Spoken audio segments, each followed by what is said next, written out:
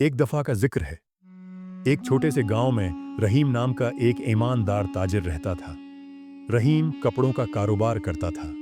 गांव के सब लोग उसकी इज्जत करते थे क्योंकि वो हमेशा सच बोलता था। उसकी दुकान छोटी सी थी, लेकिन रंग बरंगे कपड़ों से भरी रहती थी। लोग कहा करते, रहीम की जबान पर अल्लाह की बरकत है।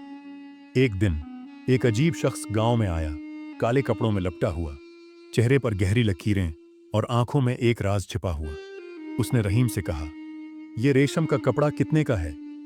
रहीम ने ईमानदारी से दाम बताया। अजनबी मुस्कुराया और बोला, तुम जैसे सच्चे ताजिर आजकल कहाँ मिलते हैं, देखते हैं तुम कितने सच्चे हो। फिर उसने एक पुराना संदूक रहीम के हाथ में दिया और कहा, उसे कभी मत खोलना, सिर्फ तब खोलना जब वक्त आए। अगर तुम सच्चे रहे तो तुम्हें असल इनाम मिलेगा। था संदूक भारी था। उसने खोलना चाहा, मगर अजनबी की बात याद आई और उसने ताला वापस बंद कर दिया। दिन गुजरते गए, रहीम मुश्किलात में आ गया। दुकान पर गाहक कम हो गए, बच्चे भूखे सूते, लेकिन संदूक को उसने कभी ना खोला। उसके अंदर एक जंग चलती थी, खोलूं या ना खोलूं, लेकिन हर दिन उसका ईमान मजबूत होता गया। एक रात बहुत तेज तूफान आया, बजली चमकी, बारिश हुई, रहीम की दुकान गिरने लगी। उसने संदूक को बचाने की कोशिश की, मगर ताला अपने आप टूट गया। संदूक से एक रोशनी निकली। रहीम ने अंदर देखा।